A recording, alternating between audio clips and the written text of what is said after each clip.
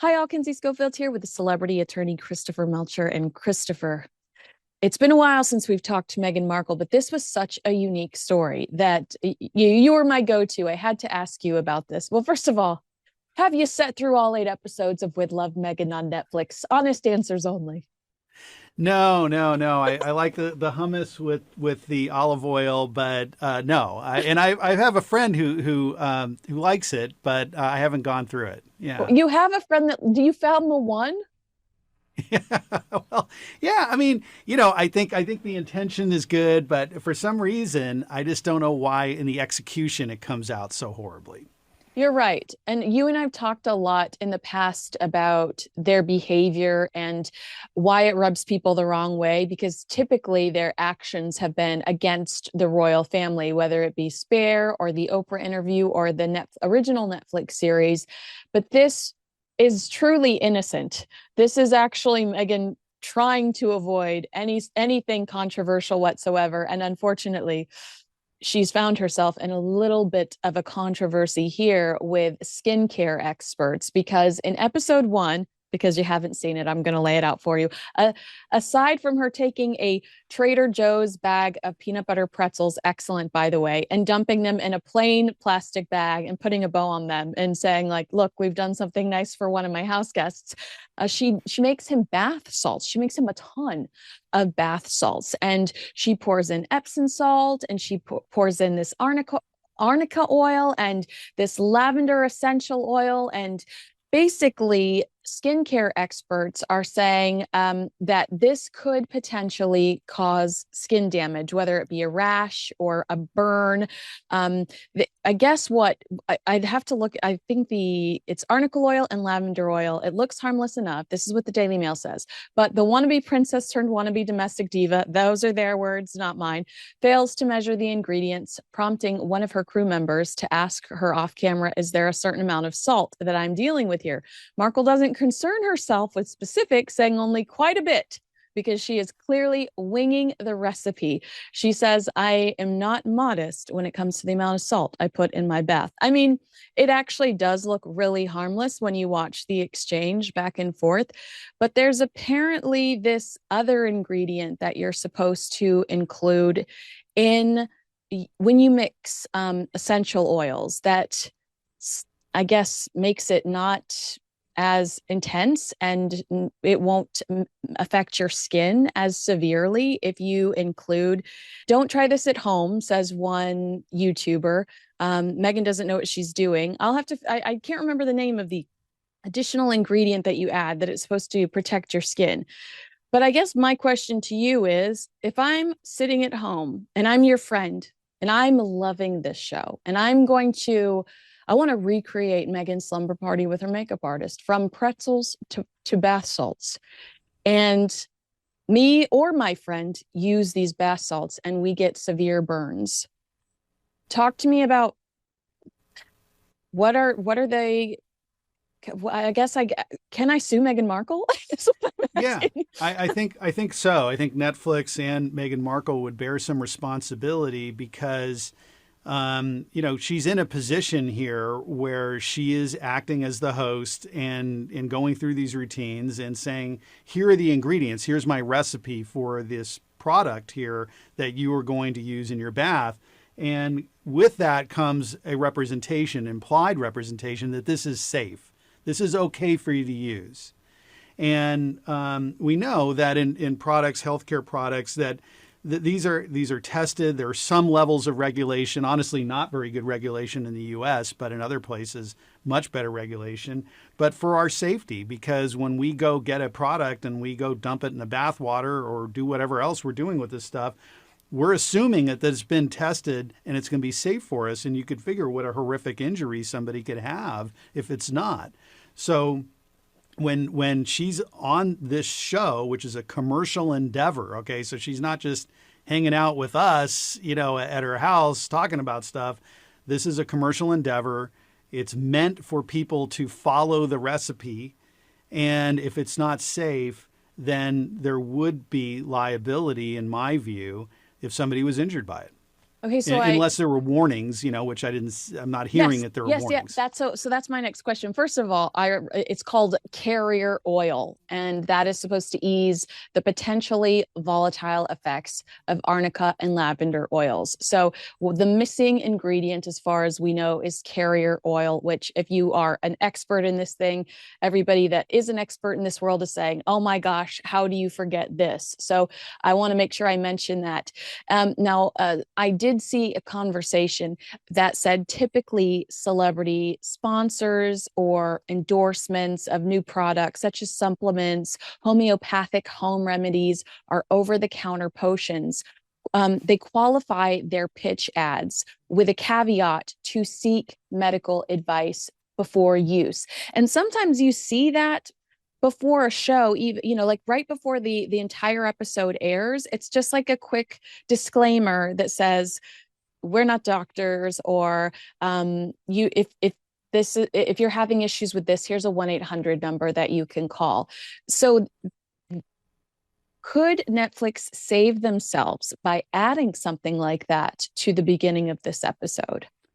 That's absolutely necessary, because if there's a warning, then people are on notice that, hey, this hasn't been tested. Seek medical advice, or whatever, or don't even use it at all.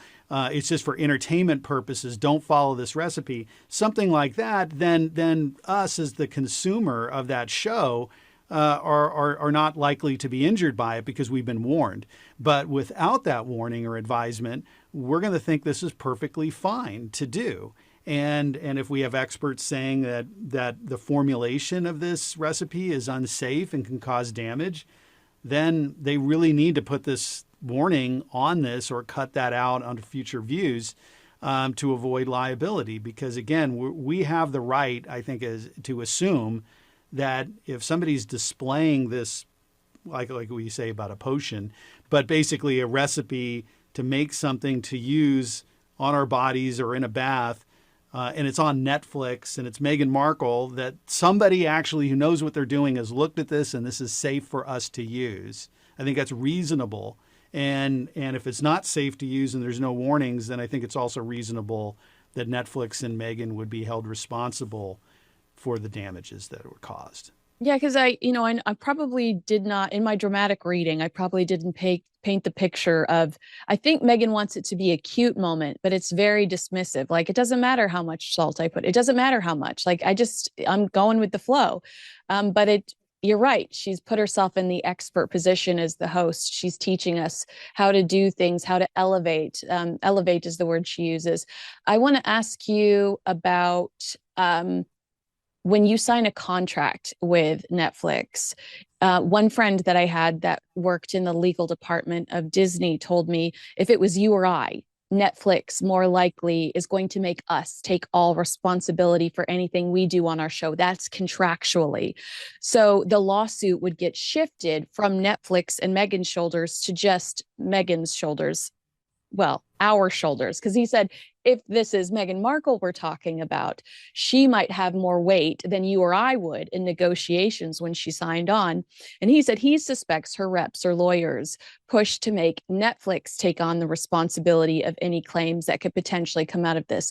What are your thoughts on that? She probably would have that type of weight to be like, no, I don't want to get in trouble for anything I do on here. Yeah, Especially with so especially with the Meghan and Harry initial docuseries, where there were so many claims thrown at the British royal family.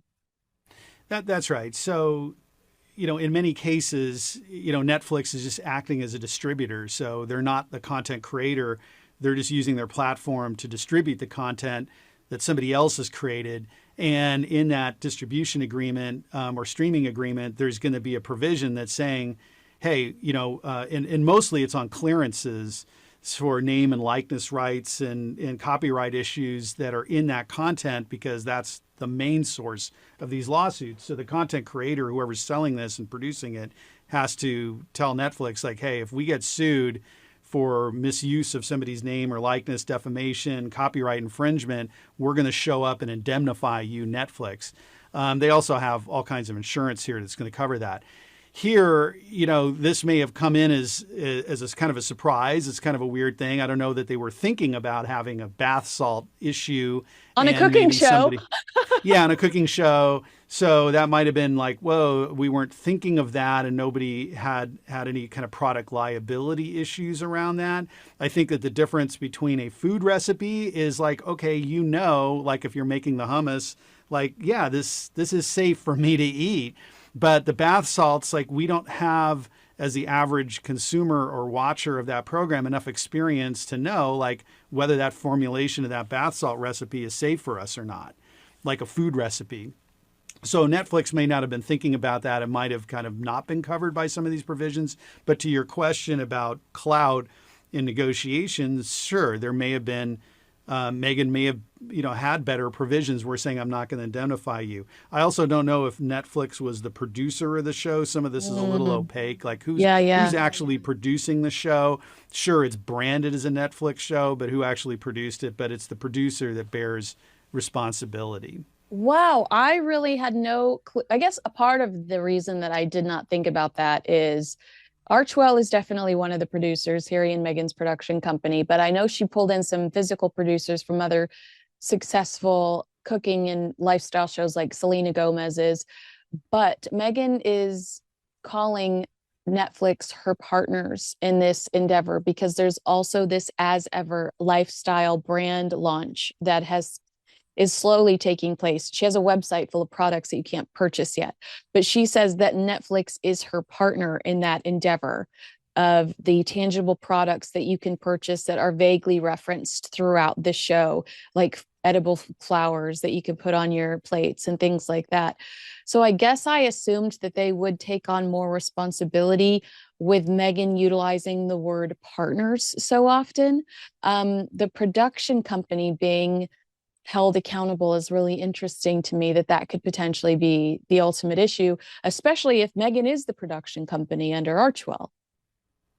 Yeah, so that's where the expert knowledge would really come into, because somebody who's producing shows, is paid to think about these type of things, and it's just like, this isn't just a day in the life thing, that they're actually promoting products. Now, I don't think that they're selling the bath salts. I didn't hear that, but still, it's a risk and to everyone. And again, it's not. I'm not trying to bash on her, and it sounds like, and I wish I would have seen it. I want to actually watch it now, because it sounds like a fun thing. Don't do it. Yeah, like what, I got my free time. You're a grown man that is like a very successful attorney. Please don't do this to me, Christopher. Yeah, like, whatever. I want to see this now. You get me intrigued. But, it sounds like a fun thing that maybe, could ends up hurting somebody. And I really doubt that she would have any intention on harming somebody. But, this is the thing, is we got to be careful. And like I say, it's a difference between making hummus and making bath salts. I just think she should have been a lot more careful, it sounds like. Yeah, what I feel like she did is, I think she turned her old blog, The Tig. She tried to convert her old blog, The Tig, which was just fun things like, hey, here's how to prepare for a party. Here's my 3-step pasta process. It, was all over the place, a million different categories, but just about her, her lifestyle. I think she converted that old blog into this television show, and now she's trying to relaunch a lifestyle site and a product line similar to what she had going on with the TIG. So it is kind of all over the place. It's not just, we're going to talk about 3 recipes you can make at home today. It's, I'm making bath salts. I'm also making candles. I'm making pasta. I mean, she did all of that in one episode and went to visit her bees. I mean, it was very much all over the place. But you're right. Nothing was intentional. I think the annoyance is that if a typical person approached to Netflix and said, look, I don't know how to make candles, and I'm not a professional at making bath salts, but can I have $100 million deal? Netflix would slam the door in their face, and you'd never hear from them again. They might even file a restraining order. But here's somebody that is claiming to be an authority on these things, and they're given this huge opportunity and not doing their due diligence. It's the same with American Riviera Orchard. For a year, she promoted a brand named American Riviera Orchard, and 2 weeks before the launch, she changed its name to As Ever because she hadn't done the due diligence and secured the trademark. Yeah, it's hard. There's a lot of moving parts to this. And, you would figure that she would have the machine there behind her with all the advisors and doing all this stuff. So, like I say, it's hard because she's really putting herself out there. But then when you're doing that, you have to have the professional advice. And Netflix, yeah, they're throwing a lot of money at it, but look at all the people talking about the show. So they kind of maybe win either way. If it's great programming and people really want to watch it because it's just, so awesome to see her do all these things, they win. And if it's a disaster, then, well, people are watching it and talking about it too, just because they're, for a different purpose, really to make fun of it, I guess. You're very, very right. How can people keep up with you? Well, I'm over on X. I still hate calling it that, but I do too. We're on Twitter. Yeah, I still like Twitter, but that's usually where I'm posting up and also doing interviews for other media outlets on, lately Menendez brothers is the last one. I'm very, I've been seeing that the new DA getting his butt kicked over his stance on the Menendez brothers, but I pretty much side with him on everything. I feel like if there was abuse, I'm so sorry that they suffered any abuse, but if there was abuse, that feels like a mitigating factor to me. That doesn't feel like justification for the crime. And yeah, I think they're right where they need to be. Yeah, it's really polarizing. And, for me growing up and seeing that story unfold, when it happened, I think where it is they've served a very long time in prison. And even though I think that they're guilty of sin and got the sentence that they deserved, that it's not a bad thing to re-examine it, but only if they were to take responsibility. And they really haven't done that. They're just saying, hey, we're the victims here, even though they shotgun killed both of their parents and never really adequately explained why they would have to kill their mom if their dad was molesting them. I never understood that. So that's what the DA was saying, is it's like, hey, come forth, take some responsibility here for it, and maybe we will recommend a release after so many years in prison, but not until they do that. Have you seen that recent case about where a young man was inspired by the Netflix series too, I believe it was? And I just think they were glorified. They had this like pop culture moment that almost glorified them. And then it inspired things that were just as bad. And I'm just ready to put it away again. They disappeared for a long time, and I'm ready. Sorry, I know it sounds probably kind of cruel, but I'm ready for this case to disappear all over again and for them to serve their time. Yeah, well, this is it. I mean, they've exhausted every which way to try and get out, and the only two real avenues that are available to them now is maybe the governor granting clemency, which he literally holds the key to their prison cells. They're also trying to get out on some new evidence, but that's hopeless. It's never going to work. And so it's really up to Governor Newsom at this point is their best bet. But I don't see him. Do you think Newsom would do that when he's so intent on being the next president? I almost think it might jeopardize future president campaigns. Yeah, I do not see Newsom helping out, so this is probably it for the Menendez brothers. Look, I got a little extra. I'm so glad I got a couple of cool questions with you about the Menendez brothers. I'm so lucky. Well, thank you so much for your insight today. You have my email address. So the second you are done with episode 1, I expect your review. I want your verdict. I want a clear, concise review from you. And if you are impressed by it, we're going to have a talk, a strong, wordy talk about you being impressed by pretzel to pretzel distribution by Meghan Markle. All right. Well, I will do that, and I'll make sure to put the carrier oil in the bath salts when I make it. Thank you, sir. Talk to you again soon. Thanks, Bye. Kinsey.